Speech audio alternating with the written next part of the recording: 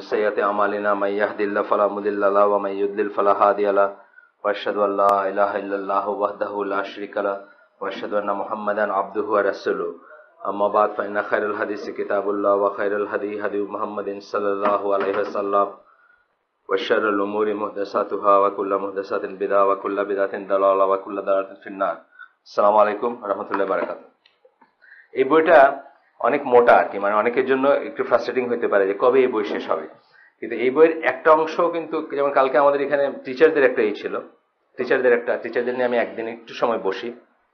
একজন টিচার জিজ্ঞেস করলেন, পড়াশোনা ভালো আছে তার, ভালো মেয়ে, উনি জিজ্ঞেস করলেন যে এই কি বলে বায়াতের ব্যাপারটা জিজ্ঞেস করলেন। অনেকে বলে যে বায়াতটা কিন্তু একটা বড় ফিতনা এখনকার যুগে, মানে ইসলামী সার্কেলেই, অন্যদের সার্কেল তো না, আবার পীর ফকিরের সার্কেল একটা ফিতনা। বায়াত ছাড়া তো আপনি ধ্বংস হয়ে গেছেন, আপনার জীবনের কোনো মানে নেই, বা আপনি জাহেলিয়াতের মৃত্যু। আমাদেরকে অনেক আগে যখন ইসলামপন্থী ভাইদের সাথে উঠা বসা প্রথম শুরু করি 96-97 দিকে, ওনারা এক সময় মানে বেশ ক্লোজ হওয়ার পরে এক সময় আমার খুব ভয় দেখা দিচ্ছেন যে আপনার তো জাহেলিয়াতের মৃত্যু, কারণ আপনি জামাতবদ্ধ হন নাই, বায়াত ছাড়া এই করার। তো এটা তো নলেজ যার নাই সেটা এটা ডিফেন্ড করতে পারবেন। তো উনি জিজ্ঞেস করতেছেন যে এটা কি।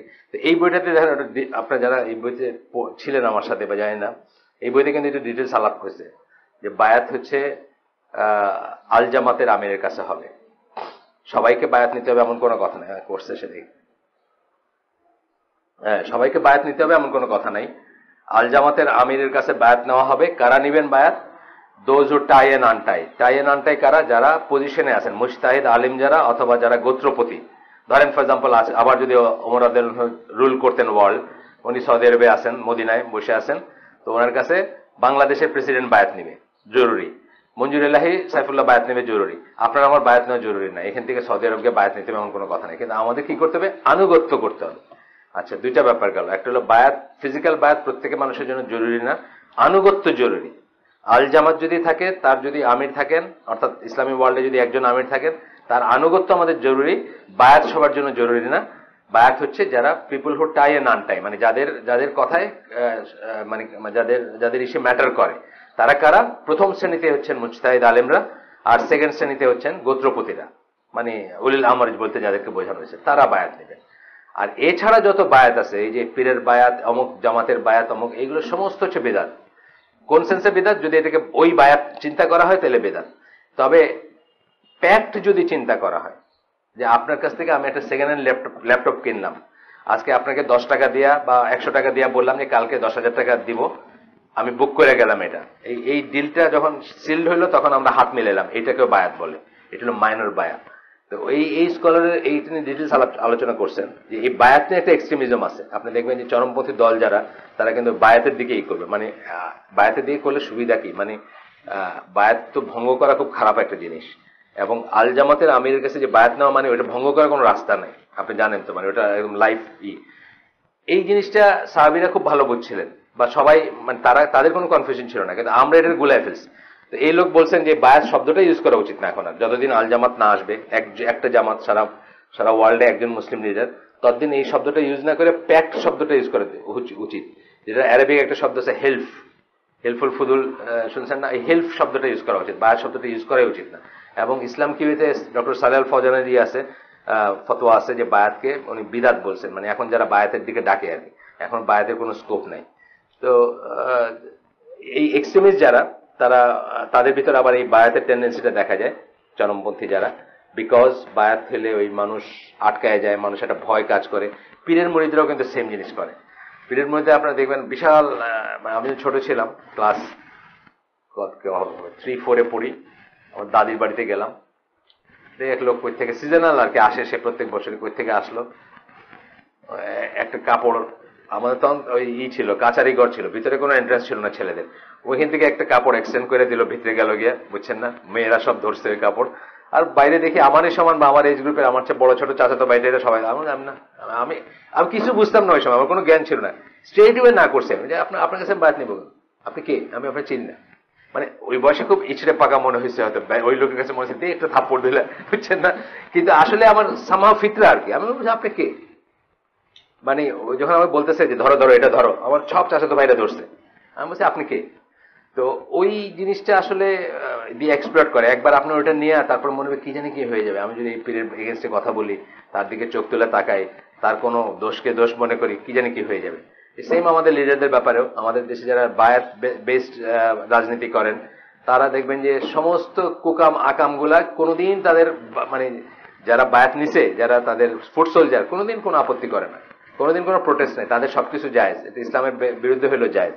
তো যাই হোক, এই জন্য এই বইটা অনেকে আপনারা যে যতটুকু শুনতেছেন ততটুকুই কাজে লাগবে। মানে এটা এমন না যে কন্টিনিউটি যেটা মিস করছেন দেখে গেল গিয়ে সব, তা না।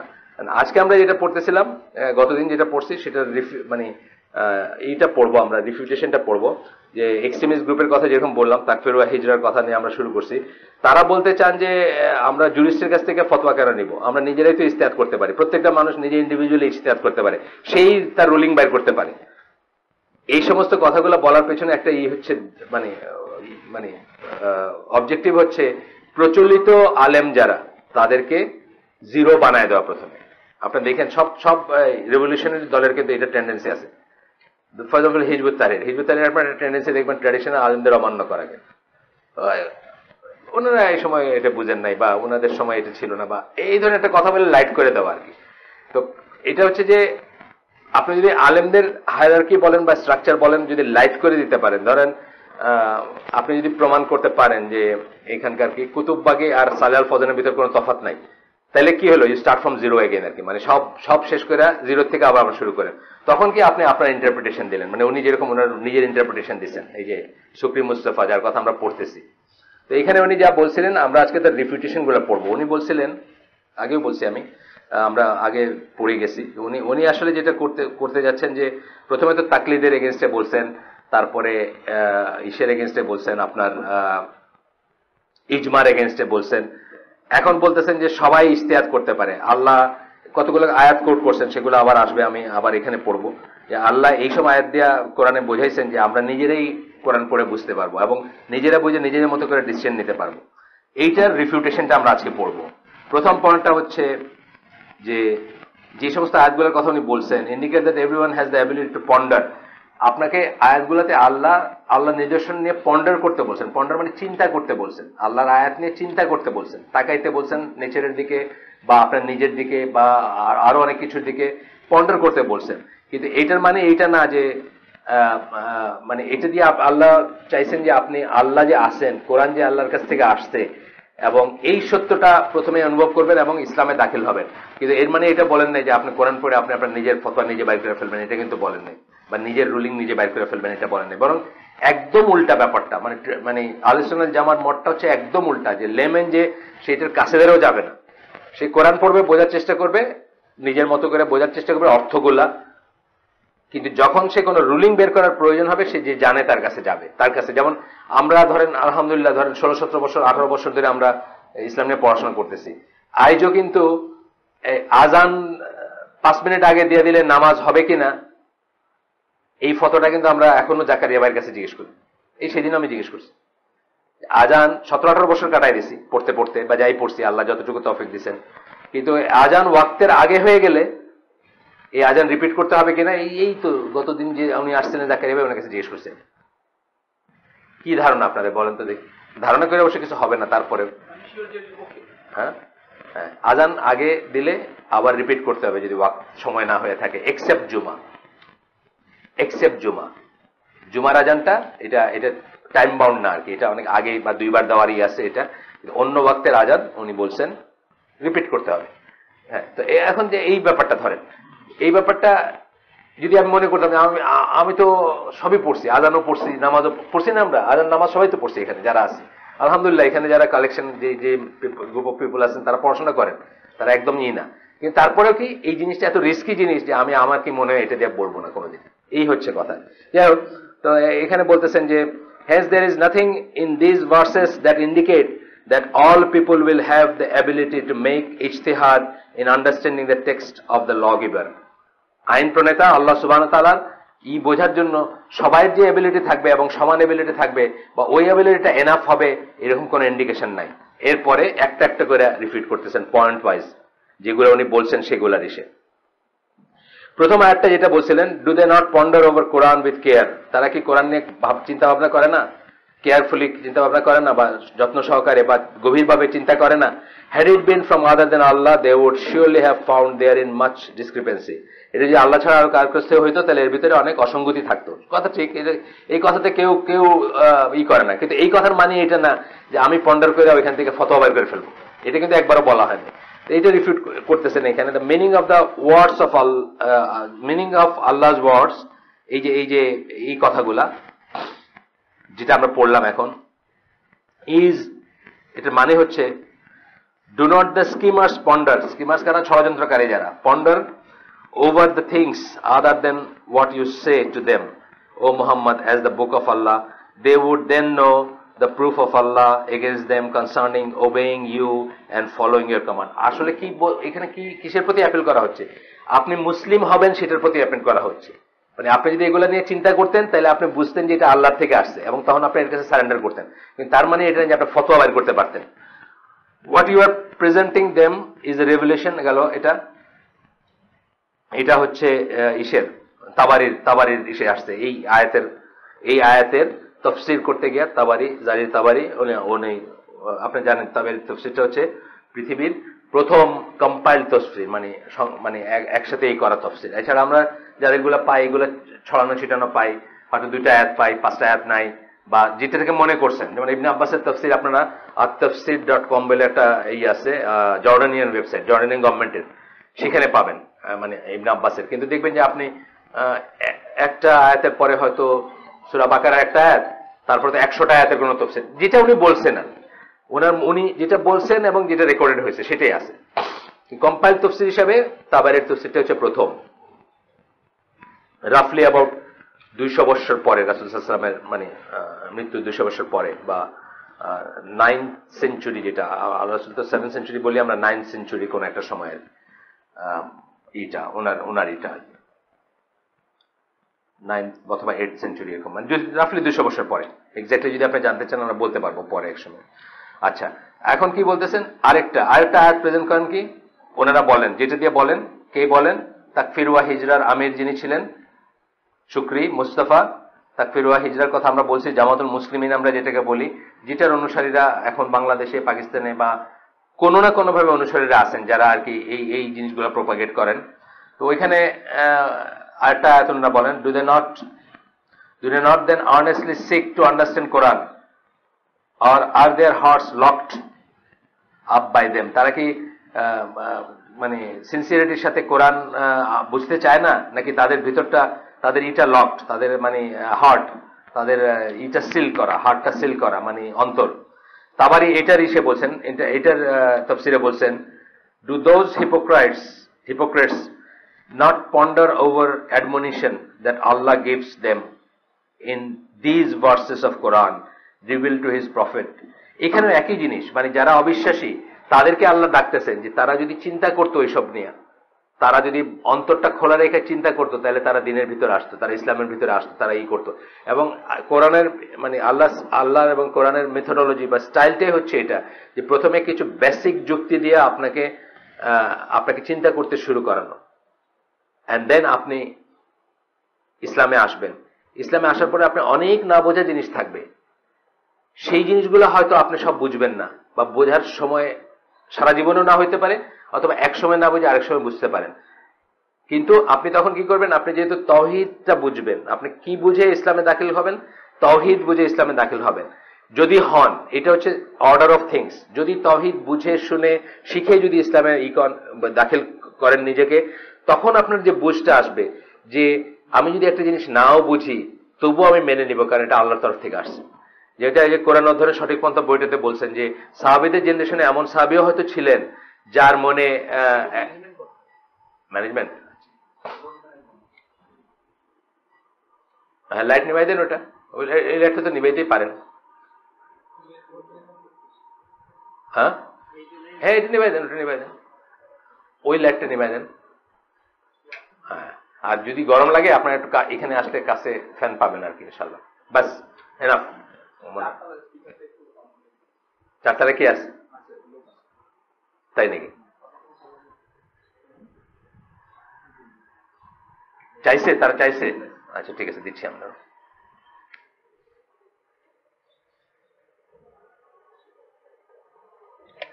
ঠিক আছে, তো একবার যখন ইসলামে দাখিল হইলেন, তহিদ বেসড হয়ে যদি হয়, তো ওই কোরআন অধ্যয়নের সঠিক পথে বলছেন এই কথাটা, জামাল যারা বোঝো, যে তখন কিন্তু সাহাবীদের ভিতরে এমন কেউ ছিলেন যার হয়তো মনে হয়েছে যে একটা 6 মাসের বাচ্চা মরে গেল, যে বাচ্চাটা তো জীবনটা দেখলোই না, দুনিয়াটা দেখলোই না, তার কি দোষ ছিল, এই প্রশ্নগুলো হয়তো আসছে। কিন্তু পরমুহূর্তে তাদের তহিদের বুঝ যেহেতু খুব সলিড ছিল, তারা মনে করছেন যে আল্লাহই তার সবচেয়ে ভালো অভিভাবক, আল্লাহর মার্সি এবং আল্লাহর জাস্টিস আমাদের চেয়ে অনেক বেশি, সুতরাং আল্লাহ যেটা তার জন্য প্রপার মনে করছেন, ভালো মনে করছেন, সেটাই হয়েছে, এবং এটা নিয়ে আমাদের না জানলেও চলবে। বুঝছেন না? এই যে সারেন্ডার করার এটা আসবে যখন আপনি তহিদ বেস নলেজ নিয়ে ইসলামে দাখিল হবেন। এটা আনফর্চুনেটলি আমাদের অনেকেরই নাই। আমরা তো আগে মুসলমান, গরু খাওয়া মুসলমান, বাপের ঘরে মুসলমান, তারপরে একটু একটু করে চিন্তা করতে শুরু করছে। কিন্তু তহিদ বেস আসলে এই জন্য ওই দিন আমাকে একটা ছেলের কাছে নিয়ে গেছিল, ছেলেটা নাস্তিক হয়ে গেছে, স্কলাস্টিকায় পড়তো, বাপ মা আমাদেরই এক দিনী ভাইয়ের ভাগিনা হয়। আমার দিনী ভাইটা খুব ভালো, গ্রামীণে চাকরি করে, বড় চাকরি করে, কিন্তু খুবই এক্লাস সহকারে সে করে, তার আপন ভাগনা। এই এক সময় বলছে যে আমি তো আর এগুলো, একেবারে পরিষ্কার বাপের সামনে বসে বললো, you want me to believe that someone in the cave got some message from the heaven and, বুঝছেন না, মানে নজবিল্লাহ, মানে এইসব কথা আমরা বাংলাদেশের বরিশাল্লা ছেলের মুখে শুনতেছি আর কি। মানে তার বাড়ি, বাপের বাড়ি বরিশাল, নানার এত বড় দাড়ি, মা নামাজ পড়ে, মামা আমাদের সাথে একেবারে, মানে তাহলে যে আমার কেন ফ্রিডম নাই, আমি মানে মুসলমানদের কথা বলতেছি, মুসলমানদের রেসপেক্ট করে না অন্যের মতামতকে।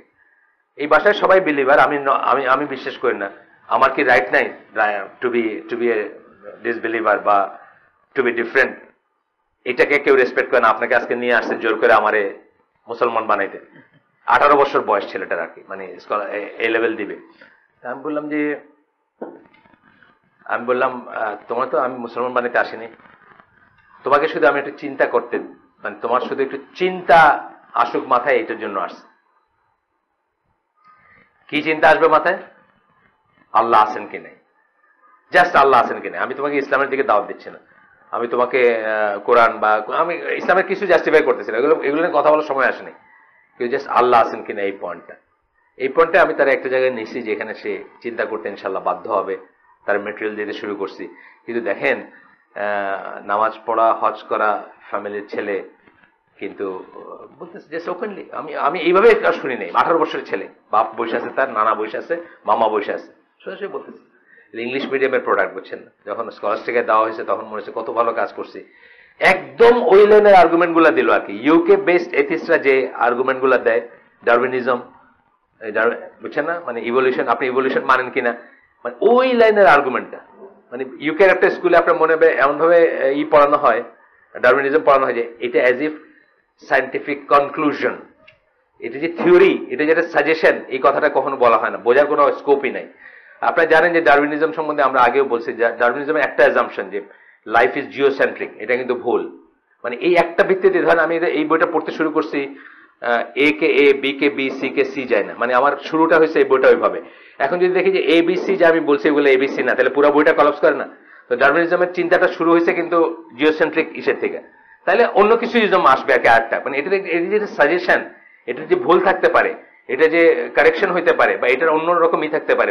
বিশাল বিশাল সায়েন্টিস্টরা যে এটার এগেইনস্টে লিখে গেছেন, যে এই যে কোনো theory for that matter, for example big bang theory, এত সবচেয়ে প্লজিবল থিওরি পৃথিবীর সৃষ্টির, ওটার এগেইনস্টে মানুষে লিখে গেছে।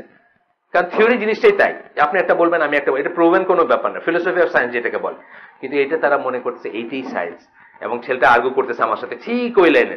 এবং আমি বুঝলাম যে এটা স্কলাস্টিকা বেস নাস্তিকতা আর কি, সে অ্যাকোয়ার করছে। যাই হোক, আল্লাহ তাকে হেদায়েত দেন। দোয়া করেন আপনারা আমাদের, মানে খুবই কষ্টের ব্যাপার কিন্তু, কারণ এটা তো ইসলামিক স্টেটও না। মা তার সাথে কিভাবে বিহেভ করবে, বোন তার সাথে কিভাবে বিহেভ করবে, ফ্যামিলি কিভাবে চলবে, সে মুক্তমনা ছাড়াই হয়েছে।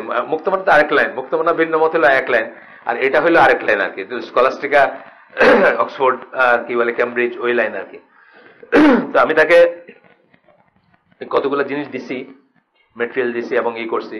শুধুমাত্র আল্লাহ আছেন এটা নিয়ে কথা, তার সাথে আর কোনো কথা নাই। আরো হবে সেশন ইনশাল্লাহ, তো দোয়া করেন যাতে ফিরে আসে। সে 18 বছর মাত্র বয়স। এরপরে এটা আসতেছে 3 নম্বর আয়াতটা, আরেকটা যেটা উনি প্রেজেন্ট করেন শুকরি মুস্তাফা, সেটা হচ্ছে সূরা মুমিনুন এর 68 নম্বর আয়াত। Do they not ponder over the world of Allah, or has anything new come to them that did not come to their fathers of old? মানে তারা যদি একটু দেখতো তাহলে দেখতো যে তারা আগের রেভলিউশনগুলা যেগুলো ছিল, আগের ওয়াহি যেগুলো ছিল, আগের কিতাব যেগুলো ছিল, সেগুলোতে যা বলা হয়েছে সেগুলোকে অ্যাফার্ম করা হচ্ছে। এটা হলো একটা চেইন, একটা এই সমস্ত আল্লাহর কাছ থেকে আসছে। এই জাহির তাবারি এখানে লিখছেন, Allah is saying, don't those polytheists ponder over the revelation of Allah and His words to know what lessons it contains and to learn the proof of Allah that He establishes against them. আর এই কথা বলে আর কি বলতেছেন যে আগে যারা আসছে before আর কি, has something come that had not come before to their ascendants বা ancestors আর কি, যাই হোক, therefore they are মানে কি বলবো, অহংকারী তারা আর কি, and they turn away, মানে তারা কি চিন্তা করে না চিন্তা করে তারা অহংকার করে এবং তারা মুখ ঘুরায় নেয় এখান থেকে। এইটা যেটা বলছেন, এই লাইনটা আর আপনি ইজতিহাদ করতে পারেন, দুইটা এক না কিন্তু।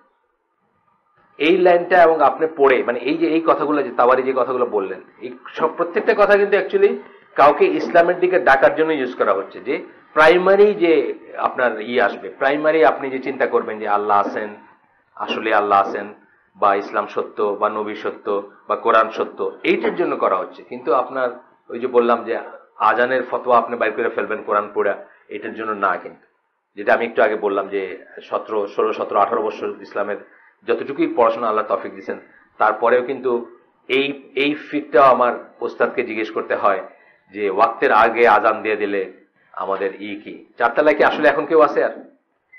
তাই? ও আচ্ছা, এটা তো আগে বলেন নাই। আচ্ছা, এখানে বসবে না নাকি? এটা কি আবার নতুন কোনো অ্যারেঞ্জমেন্ট? আচ্ছা, না, এটার সাথে ওইটা কোনো নেই। আচ্ছা, তো যাই হোক, এরপরে পয়েন্টটা আসতেছে যে is Allah's word need of commentator. উনি করছেন, শুকরি মুস্তাফা বলছেন যে আল্লাহর ওয়ার্ডের কি আবার কমেন্টেটর লাগে নাকি? আল্লাহর আয়াত কমেন্টেটর কি দরকার? আল্লাহ অন্যভাবে আপনাকে খুব কঠিন একটা জায়গায় হিট করছেন, কিন্তু মানে আল্লাহর কি আবার এক্সপ্লেনের দরকার আছে নাকি? কিন্তু কেন দরকার আছে? ইয়েস আছে। কেন আছে? আল্লাহ নিজে বলছেন আছে, আল্লাহ নিজে বলছেন আছে, আল্লাহ রসুল নিজে বলছেন আছে। এবং সেই জন্য আগের দিন আমরা বলছি, সেই জন্য রসুলের দরকার আছে, নাহলে রসুলের কোনো দরকার ছিল না। পুরা কোরআনটা একদিন ওহদ পাহাড়ের উপরে নাজিল হলে আপনি আর আমি সবাই নিয়ে এক কপি করে সবাই করতে পারতাম। কিন্তু আমরা দেখছি অ্যারাবিক ল্যাঙ্গুয়েজের নলেজ থাকা সত্ত্বেও সাহাবীরা ভুল করছে। কটা এক্সাম্পল দেখছি। একটা এক্সাম্পল ওই যে এটা এই বিফক্ত অবস্থায়, মানে নেশাগ্রস্ত অবস্থায় নামাজে দাঁড়ায় না। একজন সাহাবী মনে করছেন যে অন্য সময় নেশা করা যাবে, নামাজের সময় করা যাবে না, কিন্তু অন্য সময় করা যাবে। তো উনি অন্য সময় নেশা, মানে যাই হোক, তারপরে অন্যরা ভুল বলছেন, তখন বুঝছেন যে হ্যাঁ ও আচ্ছা, এটা বলা হয় না, এটা বলা হয়েছে। এরকম আমরা অনেক কটা আয়াত জানি না, যে কটা আয়াতের আল্লাহ রসুল সাহাবীরা আরব হইয়া, ওনার কোরাইশি হইয়া, ওনার গোত্রের হইয়া, ওনার ল্যাঙ্গুয়েজ যায় না, তারপরেও ভুল করছেন, যে ওনারা একটা মনে করছেন এবং আসলটা আরেকটা। এই জন্য আল্লাহর অবশ্যই দরকার আছে, আল্লাহর অবশ্যই আল্লাহর মানে আল্লাহর ওয়ার্ডের কমেন্টেটর দরকার আছে। এবং সেই কমেন্টেটর, প্রথম কমেন্টেটর কে? রাসূল সাল্লাল্লাহু আলাইহি ওয়াসাল্লাম। আমরা জানি কি প্রথম কমেন্টেটর রাসূলও না, তার আগে যদি ওইভাবে তাফসীরের থিওরিতে যান, তাহলে প্রথমেই কি আল্লাহ সুবহানাহু ওয়া তাআলা নিজে কোরআনের একটা আয়াতের তাফসীর আর একটা আয়াত দিয়ে, আমরা যেটা আদওয়াল বায়ানে শিখতেছি আর কি, দেখতেছি একটা আয়াতের তাফসীর আর একটা আয়াত দিয়ে। যেমন ধরেন গায়রুল মাগদুবি আলাইহিম ওয়ালাদ দাল্লিন, দুইটা গ্রুপ, এরা যে ইহুদি খ্রিস্টান, আমরা কোথায় পাইছি? অন্য আরেক জায়গায় পাইছি। এইভাবে দেখা যাবে যে একটা আয়াতের তাফসীর আরেকটা আয়াতে আসবে, একটা আয়াতের মিনিং। যেমন এই যে ইহদিনাস সিরাতাল মুস্তাকিম সিরাতাল্লাযিনা আনআমতা আলাইহিম, আনআমতা আলাইহিম কারা? এটা সূরা নিসার অন্য আয়াতে আছে। নবীন, সিদ্দিকিন, শুহাদা, সালেহিন, এই যে 4টা গ্রুপ, যাদের কাছে, যাদের উপর নিয়ামত, আল্লাহর নিয়ামত, যাদের পথে আমরা থাকতে চাই, আল্লাহর কাছে প্রার্থনা করি, দিনে 17 বার করি যে ওদের পথে আমরা থাকবো। এই যে এই আয়াতটার ইন্টারপ্রিটেশন আসছে কোথায়? আরেক জায়গায় আসছে, নবীন, সিদ্দিকিন, শুহাদা আর সালেহিন। ওদের সাথে আমরা থাকতে চাই, ওদের পথে থাকতে চাই, ওদের মতো হইতে চাই, ওদের সাথে থাকতে চাই। এই জিনিসটা আসছে পরের অন্য আয়াতে। তাহলে কোরআনের প্রথম সোর্স অফ কমেন্টেটর যদি বলেন, কোরআনের প্রথম তফসির বা তফসির যদি ধরেন কথাটাকে, প্রথম তফসির হচ্ছে কোরআন, সেকেন্ড বা আল্লাহর অন্য আয়াত বাই, সেকেন্ড হচ্ছেন রাসূল সাল্লাল্লাহু আলাইহি ওয়াসাল্লাম, থার্ড হচ্ছেন সাহাবীরা। ইয়েস, দরকার আছে। তখনই তারা বুঝছেন দরকার আছে। আর এখন তো আর অতি অবশ্য দরকার আছে, এখন তো মুখ খোলাই উচিত না আমাদের। তখনই তারা মনে করছেন দরকার আছে, তখনই একজন সাহাবী বুঝছেন যে ওনার যোগ্যতা নাই, ওনারটা ঠিক না, ওনার যোগ্যতা নাই, আরেকজনের কাছে যাইতে হবে। ইবনে আব্বাসের কথা দোয়া করে গেছেন আল্লাহ রাসূল সাল্লাল্লাহু আলাইহি ওয়াসাল্লাম। তখন ওমর রাদিয়াল্লাহু মতো সাহাবী বুঝছেন যে আমার ইসে কোলাবে না, আমি ওই বাচ্চা ইবনে আব্বাস এই করতে, কারণ তাকে আল্লাহ ব্লেস করছেন স্পেশাল নলেজ দিয়ে, বা তাকে রাসূল দোয়া করে গেছেন স্পেশাল নলেজ দিয়ে। তখনই কমেন্টেটর দরকার ছিল। আর এখন তো 14-1500 বছর পরে আমার তো মনে হয় প্রত্যেক সেন্টেন্সের জন্য কমেন্টেটর পারলে ওনার কাছে বসে শিখবো আমরা। মানে আমাদের যে নলেজ অফ অ্যারাবিক, আমাদের যে অ্যাপ্রোচ, আমরা যে সেকেন্ডারি টার্সিয়ারি, দেখবেন যে একটা অ্যারাবিক থেকে ইংলিশে গেছে, ইংলিশ থেকে আর পারলে কেউ বাংলা করছে, ঘুরে আসছে। ধরেন মোহাম্মদ আসাদের যে এটা অ্যারাবিক থেকে উনি ইংলিশে করছেন, এখন দেখি আবার অনেকে ওইটা থেকে বাংলা করার একটা প্রজেক্ট নিয়েছিলাম, জানি না শেষ করে নাই বোধ হয়, শাহ আব্দুল হান্নান, আসাফুদ্দৌলা চৌধুরী ওনারা নিয়েছিলেন আর কি, যে ওইটার থেকে আবার বাংলা করবেন, মেসেজ অফ দ্য কোরআনটাকে বাংলা করবেন। এটা হয়তো শেষ হয় নাই, তো দেখেন এটা একটা টার্সিয়ারি সোর্স দিয়ে আসবে আমাদের ভিতরে, এখন তো আরো বেশি দরকার। এখন বলতেছেন আরেকটা আয়াত, আচ্ছা এই বলতেছেন, this is occurred by Allah's will as he has made the sunnah an explanation of the Quran. এটা আল্লাহর ইচ্ছা মতে হয়েছে। এই কথা বললে আপনি আমার ভয় দেখাই দিতেছেন যে আল্লাহর কি কমেন্টেটরের দরকার আছে নাকি? ভয় লাগে, কিন্তু আমার বুকে একটা ভয় লাগবে না, আসলে সত্যি কথা, কিন্তু এটা আল্লাহ করে দিছে, কারণ আল্লাহর ল্যাঙ্গুয়েজটাই এমন, আল্লাহ হিউম্যান ল্যাঙ্গুয়েজে কথা বলছেন, আমাদের ল্যাঙ্গুয়েজে আমাদের মতো করে কথা বলছেন, তথাপি আমাদের বুঝতে এবং প্র্যাকটিস করতে যে অসুবিধা হবে এই জন্য রসুলকে পাঠাইছে, বোঝাইতে এবং প্র্যাকটিস করায় দেখাই দিতে, শুধু বোঝানো না। আমরা অনেকেই বলতে পারতাম এগুলোকে এই যুগে সম্ভব নাকি, বা এগুলোকে মানুষের জন্য সম্ভব নাকি, এগুলো তো ফেরেশতা হইতে হবে এগুলা কমপ্লাই করতে হলে। সুতরাং একজন সাধারণ মানুষ, লিখতে জানতেন না, পড়তে জানতেন না, বড় লোক না, অর্ডিনারি মানুষ, যার বাবা নাই, যে অরফান, মানে এই ধরনের একজন মানুষদের দেখাই দিয়েছেন যে দুনিয়ার রেসপেক্টে, দুনিয়ার বিচারে একটা অ্যাভারেজ মানুষ যাকে বলা হবে, সেই মানুষকে দিয়ে ইমপ্লিমেন্ট করে দেখাই দিয়েছেন হাউ টু ইমপ্লিমেন্ট ইট, এবং এটা দরকার ছিল, এটা আল্লাহর উইল।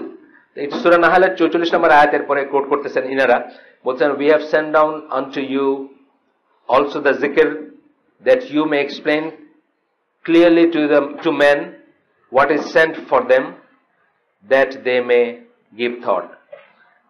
আল্লাহ তোমার কাছে এইখানে জিকির কথাটার অর্থ সুন্নাহ, আপনি জানেন তো, এটা অথরিটি ইম্পর্টেন্স, সুন্নাহ পড়ছেন না কেউ, সুন্নাহর কর্তৃত্ব মর্যাদা, এই আয়াতে জিকির কথাটার অর্থ হচ্ছে সুন্নাহ, যে সুন্নাহ পাঠাইছেন আল্লাহ। সুন্নাহ কি আমরা জানি কি? হাদিস কি জানি আমরা? ওয়াহি কি? ওয়াহি গায়র মাতলু। এইটার মাধ্যমে তোমার কাছে আল্লাহ পাঠাইছেন, তুমি যেন এক্সপ্লেইন করে দিতে পারো মানুষকে কোরআনটা, মানে যা নাজিল করা হয়েছে সে যেন এক্সপ্লেইন করতে পারো, এইটার জন্য তোমাকে সুন্নাহ দেওয়া হয়েছে। সুন্নাহ মানে আল্লাহ রাসূলকে দিতে, যেমন ধরেন আমরা জানি যে জিবরাইল আলাইহিস সালাম এসে আউয়াল ওয়াক্ত এবং শেষ ওয়াক্তে প্রত্যেক ওয়াক্তের নামাজ করে ওয়াক্তটা নির্ধারণ করে দিয়ে গেছে, এটা সুন্নাহ, তাকে শিখাই দিয়েছেন আল্লাহ ওয়াহির মাধ্যমে, তার ফেরেশতার মাধ্যমে তাকে শিখাই দিয়েছেন কোন সময় নামাজ পড়তে হবে। এইভাবে প্রত্যেকটা কাজ, যা কিছু আল্লাহ রাসূল সাল্লাল্লাহু আলাইহি সাল্লাম হাদিস হিসাবে বা ওয়াহি হিসাবে বা নবী হিসাবে বলে গেছেন বা নির্দেশ হিসাবে বলে গেছেন, তার প্রত্যেকটা আল্লাহর তরফ থেকে আসছে, এবং এটা আল্লাহ অ্যাপ্রুভ করেন, এবং এটা আল্লাহ চান, এটা আল্লাহর মেথোডোলজি। সুতরাং আমার পছন্দ, শুকরি মুস্তাফার পছন্দ না হলে আমার কিছু করার নেই, বুঝছেন না? তার পছন্দ না কেন, উনি নিজে ইজতিহাদ। ওই যে বললাম না, একদিন আমি একটা জায়গায় যাইতাম, ওই মুহাক্কিক লেখক গবেষকের একটা হইতো এক জায়গায় সম্মেলন, ওইখানে আমার দাওয়াত দিত, যাইতাম। তো দেখলাম একদিন উদ্ভ্রান্ত চেহারার এক ইয়াং ছেলে আসলো, আমাদের চেয়ে ধরেন বছর দশেকে ছোট বা আরো ছোট হইতে পারে, জিন্সের প্যান্ট পরা, ভিতরে শার্ট, সাদা শার্ট করে, চশমা, উস্কো ঘুষক চুল। আইসে ওখানে সব মুরব্বীরা বসে আছেন, বড় বড়, মানে যারা লেখেন টেখেন যারা। আপনার খুলে দেন ইজতিহাদের দরজা খুলে দেন। এটা মানে হলো ওনারা ইজতিহাদ করতে দিতে হবে আর কি, বুঝছেন না? মানে আব্দুল্লাহ জাহাঙ্গীর ছিলেন এখানে ওই দিন, ওই পার্টিকুলার দিন আব্দুল্লাহ জাহাঙ্গীর ছিলেন, মঞ্জুর এলাহি ছিলেন, আরো ছিলেন আর কি বড় রকম। আপনারা ইজতিহাদের দরজা খুলে দেন কেন? উনি ডাক্তার সাহেব বাই প্রফেশন আর কি, ওনাদের থিঙ্ক ট্যাঙ্কের, নতুন করে থিঙ্ক ট্যাঙ্কে মানে তখন উনি সংযোজিত হচ্ছেন আর কি। উনি একজন অথরিটি, ওনাকে আর কি ওনারা পালতেছেন, একটা অফিস টফিস কোথায় জানি করে দিয়েছেন ইয়াং মানুষদেরকে দাওয়াত দেওয়ার জন্য। তো ইজতিহাদের দরজা খুলে দেন, অর্থাৎ উনি ইজতিহাদ করতে পারবেন না। এই শুকরি মুস্তাফা ঠিক সেম লাইনটা, উনি ইজতিহাদ করতে পারবেন, এবং উনি ইজতিহাদ করে আপনি কি বলবেন যে না, তাগুতের কাছে বিচার চাওয়া যায় না।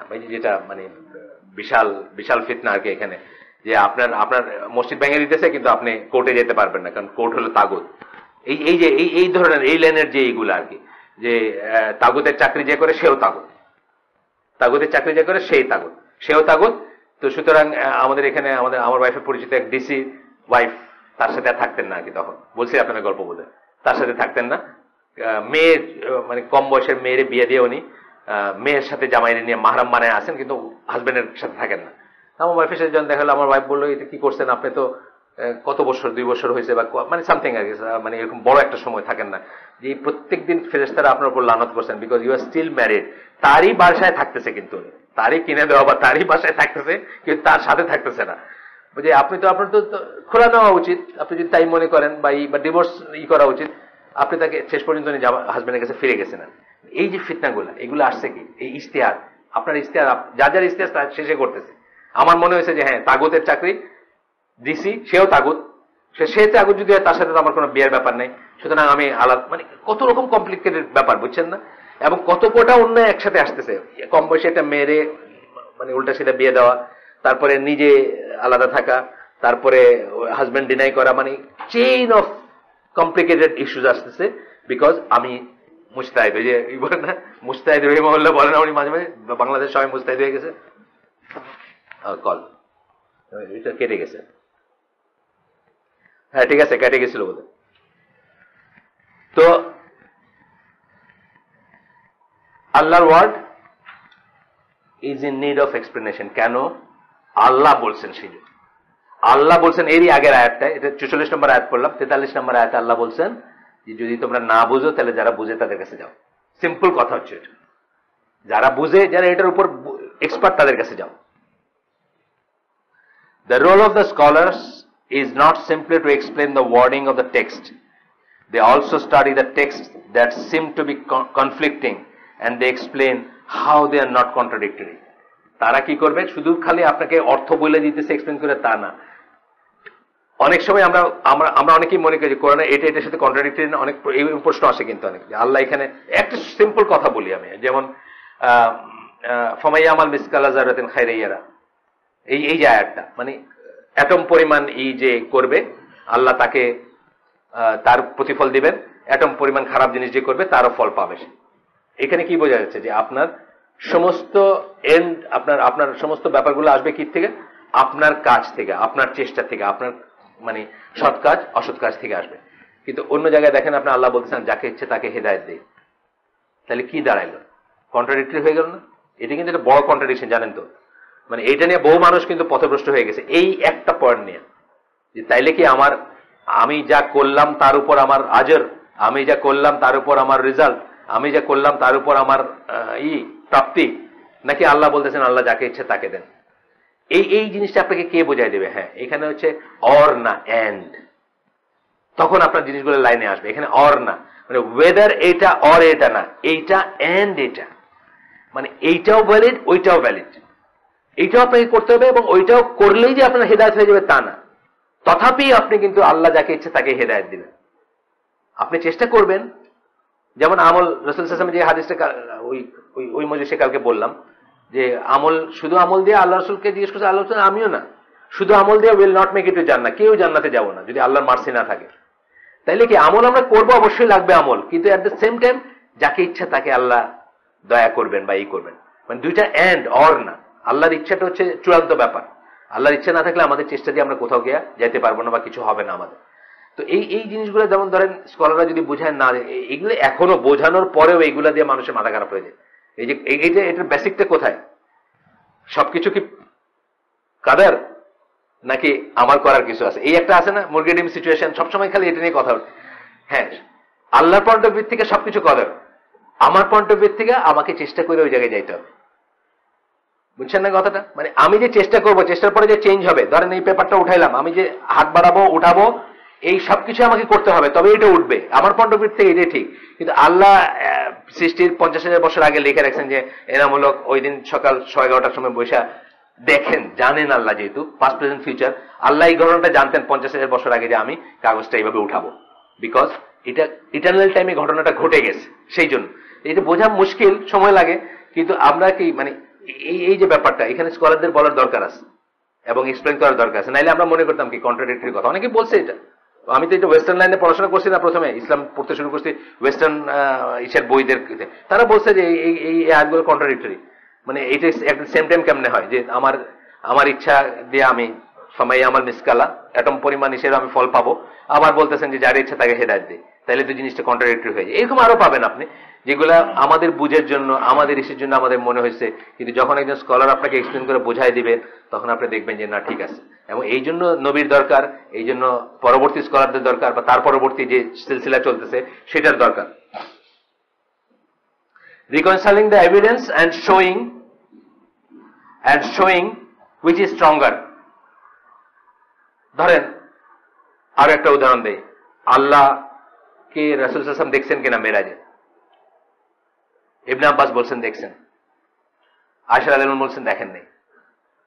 স্কলাররা কাটটা নেন, আয়েশা রাদিয়াল্লাহু আনহা কথাটা নেন যে ফিজিক্যাল চোখ দিয়ে আল্লাহকে দেখেন নাই। কেন? এই জিনিসগুলো দরকার আছে না, যে কোরআনের যে আয়াতটাতে আমরা মনে করে ফেললাম যে ওই সূরা নাজমের আয়াতে যে আল্লাহকে দেখছেন ক্লোজ ইসের থেকে, পরে বাইরে হলো কি এটা অ্যাকচুয়ালি জিবরাইল আলাইহিস সালামের ব্যাপারেই। এটা কেন বাইরে হলো? এই স্কলারলি জিনিসগুলো একটার সাথে একটা আয়েশা, আমি আয়েশা রাদিয়াল্লাহু আনহার হাদিসটা কি যে এই উম্মার ভিতরে আমার আগে আর কেউ তাকে এই প্রশ্ন জিজ্ঞেস করে না যে উনি আল্লাহকে দেখছেন কিনা, এবং আল্লাহ রাসূল বলছেন ফার্স্ট হ্যান্ড কথা। ইবনে আব্বাস কিন্তু বলেন না আমি আল্লাহ রাসূলকে জিজ্ঞেস করছিলাম দেখছেন কিনা, এটা বলেন নাই। উনি বলতেছেন আমি জিজ্ঞেস করছি, এবং উনি ট্রাস্টওয়ার্দি ছিলেন, এবং উনি মানে আলিমা ছিলেন, বা ওনার কাছে বহু বহু রথী মহারথী সকল যারা তারা যাইতেন আর কি, বড় বড় লোকরা যাইতেন জানতে, একটা কথা জানতে, একটা জিনিস শুনতে। উনি বলতেছেন আমি ফার্স্ট হ্যান্ড জিজ্ঞেস করছি, এবং আল্লাহ রসুল বলছেন না দেখেন নাই। How can I see Allah because Allah is light, এই ধরনের কথাটা আর কি। শেষ হয়ে গেল কথা। এই যে সমন্বয়গুলা, এগুলো যদি না থাকতো আপনি আমি আজকে কোথায় থাকতাম? সকালে একবার মুসলিম হইতাম, বিকালে একবার কাফির হইতাম, তাই না? সকালে একটা আকীদা পোষণ করতাম, বিকালে একটা আকীদা পোষণ করতাম। এটা হবে, একদিন আসবে, এটা এই দিন আসবে, আল্লাহ রসুল বলে গেছেন এই দিন আসবে, এখনো আসে নাই। মানে এই যে দেখতে সকালে না হোক, একই বাসার ভিতরে বাপে হজ করছে, নানায় হজ করছে, মামায় হজ করছে, ছেলে নাস্তিক, আসছে না, চলে আসছে অলরেডি আমাদের ঘরে। ইংলিশ মিডিয়ামে যারা পড়াইতে চান, ইংলিশ মিডিয়াম আমাদের স্টুডেন্ট নিয়ে যেতেছে, আমাদেরকে রাস্তায় বসাই দিতেছে, এই কারণে কিন্তু আমরা অপোজ করি না। ইংলিশ মিডিয়াম অপোজ করি যে English medium gives you world view. English medium শুধুমাত্র শিক্ষা দেয় না, একটা জীবন ব্যবস্থার স্বপ্ন দেখায় আপনাকে, যে স্বপ্নটা হচ্ছে কুফারের স্বপ্ন, এবং ওইটা মাথা থেকে বাইর করা মানে অলমোস্ট অসম্ভব আর কি। এটা আমরা আমাদের এক্সপিরিয়েন্স থেকে দেখছি, আমাদের ফ্যামিলিতে আছে ইংলিশ মিডিয়াম, বা আমাদের বন্ধুদের ভিতরে আছে। এই লসটা কম্পেনসেট করা খুব ডিফিকাল্ট। সাধারণত এক্সেপশনাল থাকতে পারে, এক্সেপশন থাকতে পারে। এক্সেপশন তো ধরেন একদম খোদ মার্কিন যুক্তরাষ্ট্রের ভিতরেও আছে না, এক্সেপশন থাকতে পারে, কিন্তু সেটা অন্য জিনিস। Exception cannot be norms. Exception কখনো নর্ম হয় না, এক্সেপশন হচ্ছে এক্সেপশন যে কোনো জায়গাতে। যাই হোক, হঠাৎ মনে হলো এই নাস্তিক প্রসঙ্গে আবার মনে হলো কথাটা। The fact that Quran is in need of explanation and clarification is something concerning which there is no difference of opinion among the scholars of this nation. আমাদের উম্মার যারা স্কলার আছেন, যারা আলেম আছেন, যারা বড়, তাদের ভিতর কোন রকম দ্বিমত নাই যে কোরআন কে এক্সপ্লেন করার দরকার আছে, তাফসীর করার দরকার আছে, বোঝানোর দরকার আছে।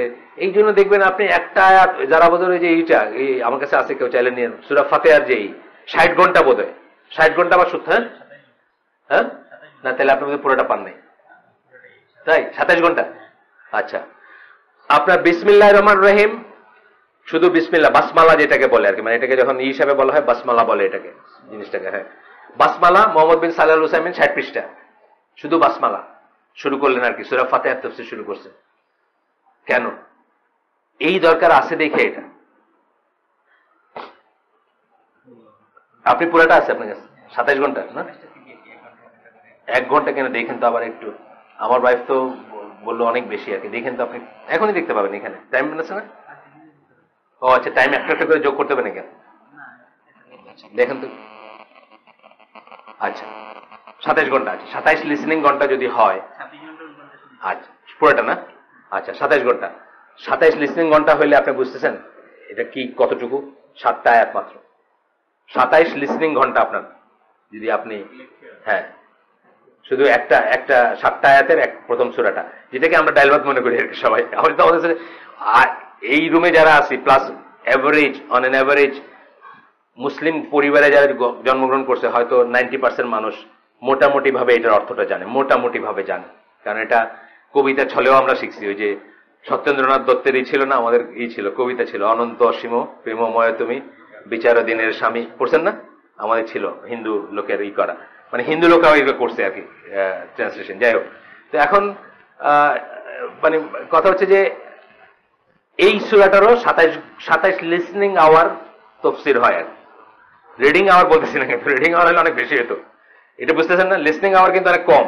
রিডিং আওয়ার এই জিনিসটা যদি আপনি পড়তেন যা বলছেন উনি, তাহলে আপনার কতক্ষণ হতো এটা আরেকটা ব্যাপার। যেমন এই বইটা আমরা পড়তে কতদিন লাগতেছে, এই বইটার কিন্তু পুরোটা লেকচার আছে ইংরেজিতে, আপনার চাইলে করতে পারেন। এই বইটার সাবজেক্টটা পুরোটা ইংরেজিতে লেকচার আছে। যাই হোক, এরপরে বলতেছেন হি অলসো আরগুড, কে? Shukri Mustafa, that we do not know of the good intentions, মানে আমরা কারো ইন্টেনশন সম্বন্ধে জানি না, কে কি ফতোয়া দিয়ে আমাদের কোন লাইনে নিতেছে। এইখানের কথা হচ্ছে এটা অত্যন্ত বাজে একটা কথা। ঠিক আছে, ইন্টেনশন হইতে পারে, কিন্তু আমরা কি একটু চেষ্টা যাদের আছে তারা কি বুঝবো না যে কার ইন্টেনশন কোনটা? আমরা এমনি বুঝি না। হ্যাঁ, হয়তো একটা কিছু ভিতর ঢুকে গেলে বুঝি না, অনেক দূর চলে গেলে বুঝি না। আমাদের একটা ভাই আছে, আইডেল স্কুলে পড়ছে, ঢাকা কলেজে পড়ছে, আমাদেরই ভাই, মানে সবকিছু দিক দিয়ে আমাদের মতো। সে দেওয়ানবাগের মুরিদ ছিল, এবং তার নাকি এরকম মনে হয়েছে যে কিবলাটা কাবা শরীফ নামে দেওয়ানবাগ হইলেই তো পারে, যখন সে ছিল। নাউজুবিল্লাহ, মানে এটা হয় কারো কারো ব্যাপারে। when you are deep into that, আপনার আত্মা, মন, ইন্টেলেক্ট সব আপনি এখানে জমা রেখেছেন। সে কিন্তু আমাদের ছেলে, আমাদের যুগের, মানে শামীম হাসানদের কন্টেম্পোরারি, শামীম হাসান এবং আমার ছেলের ব্যাচ যেটা 97 বুয়েট, যেটা এই ব্যাচের সে ছেলেটা, এবং কারোর সময় ফ্যামিলি কিন্তু তার, সে কিন্তু মানে খুব নাম করে একটা ফ্যামিলির ছেলে। সে আমাকে বলতেছে যে আমার কত সময় মনে হয়েছে যে কেবলাটা কাবাটা কেবলা না হয়ে দেওয়ানবাগ হইলে তো পারে, কারণ এখানেই তো সব আছে। সে একদিন নাকি তার বাসায় রংপুরে, তার বাড়ি রংপুরে, তার বাসার ছাদে বৈশা একটা ক্যাসেট শুনতেছিল দেওয়ানবাগের। তো পরে আরেকদিন দেওয়ানবাগ শরীফে গেছে, হি ওয়াজ পাসিং বাই, আর কোন একটা জায়গায় ওর দিকে তাকায় জাস্ট একটা কথাই বললো যে কি ক্যাসেট শোনা হয় খুব, না কি একটা বললো। মানে ও খুব হঠাৎ করে অবাক হয়ে গেছে যে আমি ক্যাসেটটা শুনছি, এটা হুজুর জানে না। মানে বুঝছেন না, মানে এটা আরো বেড়ে গেল। আর তখনই হয়তো মনে হয়েছে যে কেবলাটা দেওয়ানবাগ হইলে তো পারে। এইগুলা যে কতগুলা আমরা যে জিন, ডেভিলসেন জিন পড়তেছি ওইখানে, এগুলো যে কতগুলো চিপ ট্রিক, এগুলো চাইলে আপনি কাফের হয়ে যাবেন, বাট আপনিও হাসিল করতে পারেন।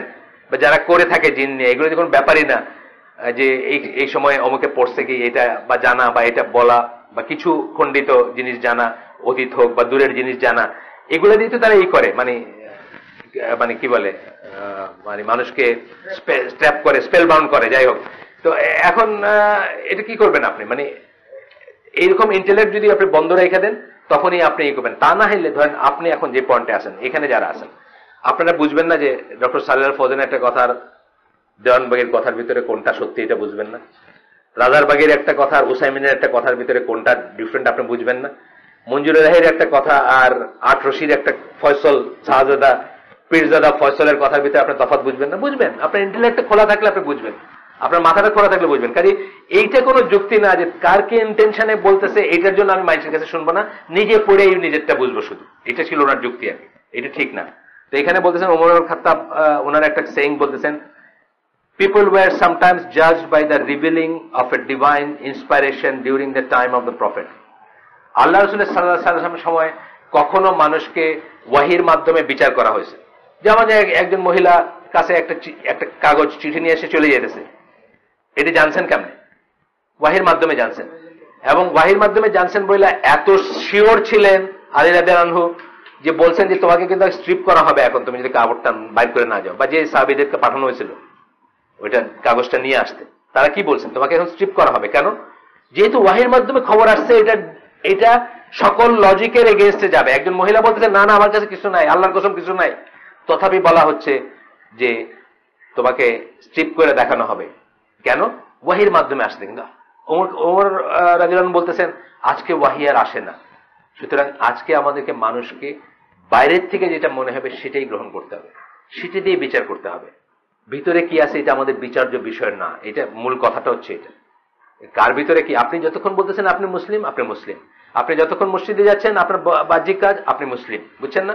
আমি আপনার ভিতরে ডিক করে দেখতে যাব না যে আপনার কি, কারণ ওয়াহি দরজা বন্ধ হয়ে গেছে। তখন মসজিদে যাওয়া কাউকে আল্লাহ রাসূল সাল্লাল্লাহু আলাইহি ওয়াসাল্লাম মুনাফিক জানতেন, ইয়েট কিন্তু উনি তাকে সেটা দিয়ে বারণ করেন নাই, বাট উনি জানতেন যে এই লোকটা মসজিদে গেলেও মুনাফিক। কিন্তু আমরা সেটা করতে পারবো না। এটাই বলতেছেন ওমর রাদিয়াল্লাহু আনহু আরেকভাবে, যে এখন but now that that is no longer, মানে ওয়াহি তো আর আসে না। নাও উই জাজ you by the deeds you publicly practice. পাবলিকের ভিতরে আপনার ডিড কি, আপনার কাজগুলাকে, এইটা দিয়ে আপনাকে জাজ করি আমরা। We will trust and favor the one who does good deeds in front of us. সামনে যে গুড ডিড করতেছে তাকে ট্রাস্ট করব, তাকে ফেভার করব। And we will not call him to account about what he is really doing in secret. এবং ভিতরে মানে গোপনে সে কি করতেছে এই জন্য তার জবাব দিয়ে আমরা করব না। ওনার একটা ঘটনা জানেন না, ওই যে বলছিলাম মদ খাইতে গিয়া এক লোকে ধরছিল ছদ্মবেশে, রাইতের বেলা মদ খাইতেছে, তারপর বলছিল যে মানে রাফলি ঘটনাটা এরকম, যে বলছিল যে see you in the court, তুমি যে মদ খাইতেছো, তো বলছে দাঁড়ান দাঁড়ান, আগে see you in the court first, because আপনি আমার উপরে জাসুসি করছেন, মানে স্পাইং করছেন, যেটা ইসলামে হারাম। তখন উনি বলছেন ভাই তুমি ভুলে যাও, আমি ভুলে যাই, মানে তুমি আমার কিছু করবে না, আমি তোমার কিছু করবো না, এই পার্টিকুলার ইস্যুতে আর কি। ফর আল্লাহ উইল জাজ him for what, for that. সিক্রেটে যদি কেউ কিছু করে থাকে এটা আল্লাহ বিচার করবে, আমাদেরই না। এটাকে কিন্তু ওয়েস্টার্নাররা ইসলামের একটা উইকনেস বলে, কিন্তু আমি মনে করি এটা কোনো উইকনেস না। পলিটিক্যাল ফেলিউর অফ ইসলাম যে বইটা, ওইটাতে লেখছে যে এটি হচ্ছে ফেলিউর একটা কারণ, যে আমরা কতটুকু নিয়ন্ত্রণ করব। একটা লোক যদি তার রুম বন্ধ করে পর্নোগ্রাফি দেখে, আমাদের তো সেটার উপর নিয়ন্ত্রণ থাকবে না। আমরা কি করতে পারি, আমরা মার্কেটটা, সোর্স গুলো কেটে দিতে পারি। স্যাটেলাইট থাকবে না, ইন্টারনেট থাকবে না, ভিডিও আসবে না, এয়ারপোর্টে কাস্টমস থাকবে, ইয়াবাজ এরকম বন্ধ করেন, ওইভাবে করতে পারেন। কিন্তু তারপরেও যদি সে ভিতরে করে, আপনি তো এটা বন্ধ করতে পারবেন না। এইটাকে একটা উইকনেস হিসেবে দেখেছেন ওয়েস্টার্নরা, আমি মনে করি সেটা মোটেও না। কারণ সোর্স কাট অফ করলেই এটা এইসব খারাপ জিনিস নাটক আরেকটা ফর্মে তখনও ছিল, এগুলো ছিল না, নাচ গান মদ সব ছিল না তখন। মদিনার লাইফে ছিল, মক্কার লাইফে ছিল, 7th সেঞ্চুরিতে ছিল। কি দিয়ে তারা অ্যাচিভ করছেন, কি দিয়ে তারা হারমোনি আনছেন? Officially by cutting off the sources. বাকিটার জন্য ছড়াইতে পারবে না কোনোদিন, বুঝছেন না কথাটা? একটা জিনিস, ইসলামের বিধানগুলো, ইসলামের ক্রাইমগুলো কিন্তু সামাজিক ক্রাইমগুলোকে সবসময় প্রাধান্য দেওয়া হয়েছে, এবং ওইগুলাকে ক্ষমা করা হবে না। যেমন ব্যভিচার, ব্যভিচার কি একটা সামাজিক ক্রাইম। ব্যভিচারটা ইন দ্য সিক্রেট একজনের ভিতর সীমাবদ্ধ, কিন্তু ইন দ্য ওপেন যখন ছড়াই গেল এবং তখন এটা বিচার হইল না, তখন ইট বিকামস এ নর্ম এবং এটা সমাজে ছড়াই যাবে। এই জন্য শাস্তি হচ্ছে মৃত্যুদণ্ড, বুঝছেন না? তার মানে কি তখনকার দিনে কি একটা হয় নাই? হয়তো হয়েছে, কিন্তু সমাজকে নষ্ট করতে পারেনি, বুঝছেন না ব্যাপারটা? একই জিনিস ধরেন মুরতাদ হওয়া, যেটা তখনও কি দু একজন অবিশ্বাসী ছিল না? ছিল, কিন্তু এমন ভয় ছিল যে সামাজিকভাবে ছড়াইতে পারে না জিনিসটা। তার কোনো লবিং ছিল না, তার কোনো দল ছিল না, তার মুক্তমনা ছিল না, তার ভিন্নমত ছিল না, বুঝছেন না? তার জাফর ইকবাল ছিল না, মানে ওপেন কোনো ব্যাপার ছিল না, সব ছিল একজন একজন, আমি আমার এবং আমি চুপ করে বসে আছি। এইটা করে আপনি কন্ট্রোল করবেন। এর বাইরে আল্লাহ চান নাই যে আপনি গিয়া ঘরের ভিতরে ঢুকে দেখবেন যে কি করতেছেন, না, এটা চান নাই। এটা আল্লাহর সাথে বিচার, তার এটা চাওয়া হয় নাই, এটা দরকারও নাই। কিন্তু ওই বইটাতে আমি যেটার কথা বললাম, ফেলিয়ার অফ পলিটিক্যাল ইসলাম, ওইটাতে তারা বলতে চাইছে যে এই জন্যই ইসলাম কোনোদিন কন্ট্রোল করতে পারবে না, যেহেতু ইসলামের ভিতরেই এটা দেওয়া আছে যে আপনি স্পাইং করতে পারেন না, আপনার ভাইয়ের এগেইনস্টে আপনি স্পাইং করতে পারেন না, which is wrong। এটা ঠিক না। ওনার পয়েন্ট অফ ভিউতে ফ্রেঞ্চ একজন অলিভিয়ার রয়, তার নাম, ফ্রেঞ্চ যিনি লেখেন আর নাম করা, পলিটিক্যাল ইসলামের উপর লেখালেখি করেন।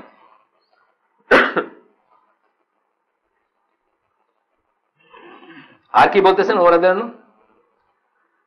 যে সে সিক্রেটে কি করে, ফর আল্লাহ উইল জাজ him for that, but we will not trust or believe the one who presents to us an evil deed even if he claims that his private deeds are good. যে publicly একটা evil কিছু করে, সে যদি বলে যে privately আমি খুব ভালো ভাই, আসলে তথাপিও তারটা আমরা নিব না। আমি জানি না, একটা উদাহরণ, এক লোক খালি কবিতা লিখছিল, প্রেমের কবিতা, গভর্নর ছিল, প্রেমের কবিতা লিখে নিজের বউরে পাঠাইছে। বউয়ের খুব সুন্দর লাগছে, মদিনার রাস্তায় রাস্তায় কবিতা ছড়াই গেছে। লেখছে, কবিতা লিখতে গিয়ে তো মানুষের সত্য বিচার করে না, প্রেমের কবিতা, উল্টাপাল্টা কথাবার্তা, অশ্লীলতা ছিল। ওরা যেন তারা ডাইকা পাঠাইছেন, পাঠায় বলছেন যে ইউ আর সেক্ট, গভর্নর ছিল সেক্ট। তো উনি বলছে যে ইয়া আমিরুল মুমিনিন, আমি তো আসলে এটা মিন করিনি, কবিতা এটা, আর এটা আমি আমার বউরে পাঠাইছিলাম, আমি তো এটা জনগণের ভিতরেই করে, সেই জন্যই তোমার শুধু স্যাক করে ছেড়ে দেওয়া হলো, দৌড়া মারা হলো না। তুমি যদি এটা মেন করতে তাহলে তোমার দৌড়া মারা হইতো, তুমি মানে ওইটার জন্য তোমাকে এই করা হয়েছে। তার মানে কি, পাবলিকে যখন আপনার একটা খারাপ কাজ ছড়ায় পড়বে, তখন আপনি যদি ক্লেমও করেন যে প্রাইভেটে আমার তো আসলে কোনো নাই, আমি তো আসলে খুব ভালো মানুষ, সেটা দিয়ে আমরা বিচার করব না, ওইটার জন্য তার মূল্য দিতে হবে, এই কথাটাই বলছেন। Even if he claims that these private deeds are good, মানে his private deeds are good, মানে ব্যক্তিগতভাবে ওই লোক ক্লেম করছে না যে আমি তো আসলে ব্যভিচারী না, আমি তো আসলে মিন করি না, আমি কবিতা লিখছি একটা, জাস্ট কবিতা লিখছি, জানি এটা প্রেম প্রীতির কবিতা, আর আমার বউরে আমি পাঠাইছি, বউ যেটা লিক করে দিবে বা বোর থেকে মানুষে জানবে এটা তো আমি বুঝি নেই। আচ্ছা, what is sought is that a Muslim ask about knowledge and religion from those whom he trust. কি চাওয়া হয় আমাদের কাছে? আমরা আমাদের দিন সম্বন্ধে জানতে চাবো যাদেরকে আমরা ট্রাস্ট করি তাদের কাছে। ট্রাস্ট কিভাবে করব? আমাদেরকে আল্লাহ যে ফ্যাকাল্টি দিচ্ছেন, নলেজের হোক, যুক্তির হোক, বা যতটুকু দিচ্ছেন সত্যাসত্য বোঝার, ততটুকু দিয়ে আমাদের পরিবেশ প্রতিবেশে সবচেয়ে ট্রাস্টওয়ার্দি, সবচেয়ে জ্ঞানী যে আলেম আমরা জানবো, বুঝবো, তার কাছে গিয়ে আমরা জানতে চাবো যেটা আমরা জানি না সেটা। গেল 4 নম্বর পয়েন্ট। শুকরি মুস্তফা যেটা বলছিলেন, আমরা রিপিট করতেছি কিন্তু তার পয়েন্টগুলো একে একে, যে সবাই ইস্তেহাদ করতে পারে, ফতোয়া মানার দরকার নাই, ফতোয়া জিজ্ঞেস করার দরকার নাই, সবাই আমরা ফতোয়া দিতে পারি। আপনার আইপিএস চলতেছে কিন্তু না, আসে নাই, আসছে হয়তো 2টা বাতি কেন? আচ্ছা আচ্ছা, ওকে। জ্ঞান অনেক কমে যেতেছে দিন দিন, মনে হচ্ছে বাতি 2টা রেখে মনে হচ্ছে অন্য 2টা জ্বলে আর কি অন্য সময়। 4 নম্বর পয়েন্ট হচ্ছে, the jurists do not bear more knowledge than what we bear. এটা ছিল তার একটা পয়েন্ট, যে জুরিস্ট যে আপনার চেয়ে জ্ঞানী এমন কোনো কথা আছে নাকি? হ্যাঁ, এটা আজকের যুগে হয়তো আপনি বলতে পারেন, কোন কোন জুরিস্টের বেলায় বলতে পারেন। জুরিস্ট কে, এটা তো আপনার প্রথমে ডিফাইন করবেন আপনার জ্ঞান দিয়ে, বুদ্ধি দিয়ে। বাংলাদেশে 2 বছর ফতোয়ার ক্লাস করলে, ইফতা করলে সে মুফতি হয়ে যায়। আর সৌদি আরবে মুফতি হয় কারা? যারা সব ডিসিপ্লিনের উপরে জ্ঞান নিয়ে একদম চুলদাড়ি পাইকে গেল, তারপরে সে মুফতি হলো। হ্যাঁ, এখানে ডিফারেন্স আছে, এই ব্যাপারটা নাই তা না, কিন্তু আল্লাহ তাআলা আপনাকে ওই ফ্যাকাল্টিও দিয়েছেন বোঝার জন্য, যে আপনি কার কাছ থেকে নিবেন, কার কাছ থেকে ফিক নিবেন, কার কাছ থেকে ফতোয়া নিবেন। এর ইসে বলতেছেন, এটা রিপিট করতে গিয়ে এই লেখক বলতেছেন, বা এই বই বলতেছে, ইন রেসপন্স এটার ব্যাপারে বলতেছে, that humans are at different levels of knowledge is something accepted by Sharia. মানুষের যে নলেজের লেভেলটা আলাদা আলাদা হবে, এক একজনের এক একটা হবে, এটা শরিয়া দ্বারা একসেপ্টেড একটাই। এটা যে এক হবে না, এটা আল্লাহ বলছেন, শরিয়া বলছে, কোরআন বলছেন। কোরআনের আয়াত কোট করছেন এখানে সূরা জুমারের 9 নম্বর আয়াত, বলছেন, say are those equal, those who know and those who do not know. যারা জানে এবং যারা জানে না তারা কি সমান নাকি? এটা একটা প্রুফ। আরেকটা জিনিসের প্রুফ কি বলেন তো? ইসলাম কমিউনিজম না, এটার প্রুফ। অনেকে বলেন না নারী পুরুষ ইকুয়াল, ওই লেখাটা যেটা বলছেন যে ইসলাম কখনোই বলেন না নারী পুরুষ ইকুয়াল, কোথাও কখনো বলেন নাই নারী আর পুরুষ ইকুয়াল। এটা শুরু হয়েছে এই লজিকটা দিয়ে, ইসলাম ইকুয়ালিটি রিলিজিয়ন না, Islam is the religion of justice. যার যে পজিশন, যে সম্মান প্রাপ্য, তাকে সেই যথার্থ সম্মান দেওয়াটা ইসলাম বলবে সবসময়। এখানে এই আয়াতটাও ওনারা বলেন আর কি, ওই লেখাটায় বা ওই যুক্তিতে আসে। আল্লাহ রাসূল সাল্লাল্লাহু আলাইহি ওয়াসাল্লাম আরো বলছেন,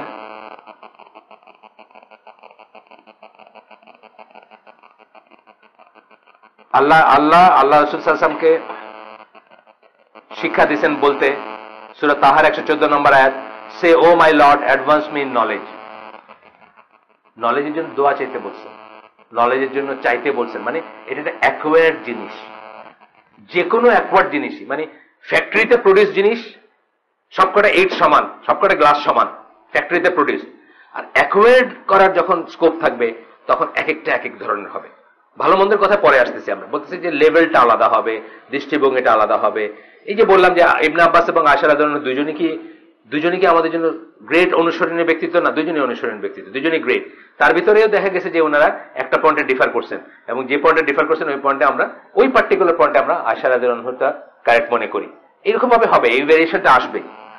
তো সেখানে বলছেন, এটা আরো একটা আয়াত আসতেছে, এই যে আয়াতটা সবচেয়ে বড় দলিল, যে আমরা যে স্কলারদের কাছে যাব, আমরা যে তাফসীরকারদের কাছে যাব, আমরা যে ফতোয়া জিজ্ঞেস করব, আমরা যে মানুষের কাছে জিজ্ঞেস করব, and even by extension limited তাকলিদ, যে আমরা যে পড়ছি গত কয়েকদিন ধরে পড়লাম না, লিমিটেড তাকলিদ যে পারমিটেড, এটার একটা হচ্ছে আস দ্য পিপল অফ জিকির if you do not know. এখানে জিকির মানে কোরআন বোঝানো হয়েছে এই পার্টিকুলার জায়গায়, অথবা নলেজ বোঝানো হয়েছে বা রিমাইন্ডার, যাই হোক। কোরআনের জ্ঞান যাদের আছে তাদেরকে জিজ্ঞেস করার কথা বলা হয়েছে। এরপরে বলতেছেন, যে যারা নলেজে, যাদের নলেজটা খুব ডিপ বা যাদের কমপ্লিট নলেজ বা কমপ্লিটই, তাদেরকে আল্লাহ ডিস্টিংগুইশ করেন। সূরা নিসার 162 নম্বর আয়াত বলছেন, but those among them who are well grounded in knowledge and the believers believe in what has been revealed to you and what was revealed before you, especially who establish regular prayer and practice regular charity and believe in Allah and in the last day. এই আয়াতটা বলার উদ্দেশ্য একটাই, যে আল্লাহ এই ডিফারেন্সিয়েটটা করছেন। আল্লাহ তার বান্দা হিসেবে আমরা সবাই ইকুয়াল তার সামনে। কোন রেসপেক্টে ইকুয়াল? ইউনিট অফ হিউম্যানিটি হিসেবে ইকুয়াল। আমরা যদি সবাই নামাজ, রোজা, হজ, জাকাত সবকিছু দিয়ে যদি মোটামুটি ধরেন যে মুসলিম হওয়ার কথা আল্লাহ বলছেন সেই মুসলিম হই, ইউনিট হিসাবে আমরা হয়তো সব ইকুয়াল, কিন্তু নলেজের দিকে যখন যাবে তখন আমরা ইকুয়াল না। কারণ আল্লাহ এক একজনকে এক এক ধরনের নলেজ দিচ্ছেন, এবং নলেজটা পার্ট অফ কাদার, পার্ট অফ আপনার পায়েটি। মানে আপনার নলেজ যার তার হবে না। নলেজের প্রথমেই হচ্ছে যে আপনি গুনাহ ত্যাগ করবেন এবং গুনাহ ছাড়বেন, তবেই আপনার ভিতর নলেজ প্রবেশ করবে, ইত্যাদি ইত্যাদি আর অনেক কথা আছে। তাইলে এটা সবার যে ইকুয়াল হবে এমন কোনো কথা নেই।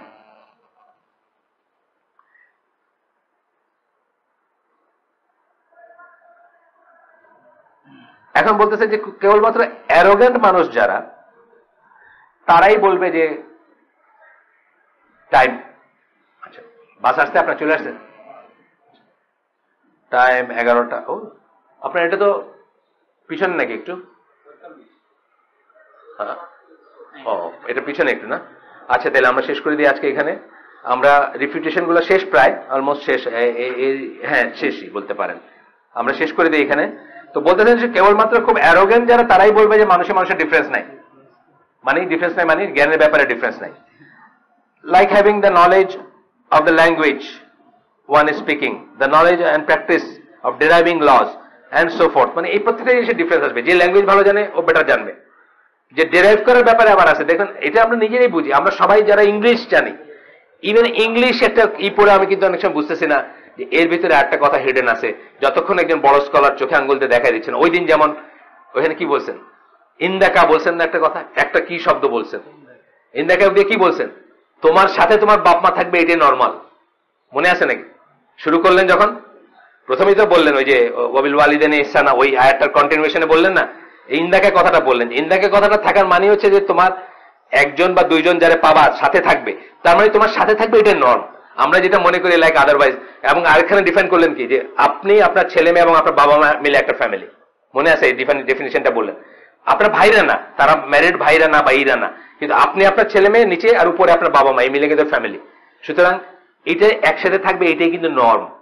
যদি তাদেরকে বোঝায়া তাদের সুবিধায় বা অন্য সুবিধার জন্য আপনি এখানে চাকরি করেন বা আরো কিছু কোনো ব্যাপার থাকে, সেটার জন্য মা থাকতে চান চিরির বন্দর, আপনি থাকতে চান ঢাকায়, মানে এরকম যদি কোনো কারণ আসে সেটা ঠিক আছে, কিন্তু বুঝতে হবে যে ফ্যামিলিতে এই যে কথাটা, ইন্দাকে কথাটা আমরা পড়ে গেছি কতবার, কিন্তু এইটার ভিতরে যে এইটা আছে, ইন্ডিকেশনটা আছে, এটা তো আমরা কোনোদিন খেয়াল করিনি আনটিল সাম স্কলার পয়েন্টেড আউট। এটাই আমাদের মানে বোঝার ব্যাপার আর কি। এই কথা নিয়ে এত কথা হইলো আজকে, যে স্কলারদের দরকার আছে, ফকির দরকার আছে, মুফতির দরকার আছে, তফসিরকারের দরকার আছে, এন্ড সো অন যারা আছেন আর কি। আমরা নিজেরা বুঝে খুইলা সবকিছু পাইরে গেলাম আর সবকিছু বুঝে গেলাম, এটা ঠিক না। সুবহানাকা আল্লাহুম্মা বিহামদিকা আশহাদু আল্লা ইলাহা ইল্লা আনতা আস্তাগফিরুকা ওয়া আতুবু ইলাইক। যদি কোনো ভালো কিছু শুনে থাকেন, সবটুকুই আল্লাহর প্রশংসা, এবং ভুল কিছু বা খারাপ কিছু জেনে থাকলে বা শুনে থাকলে সমস্ত ব্যর্থতা আমার এবং দায় দায়িত্ব আমার এবং শয়তানের। আল্লাহ আমাদেরকে আমল করার তৌফিক দেন। আসসালামু আলাইকুম।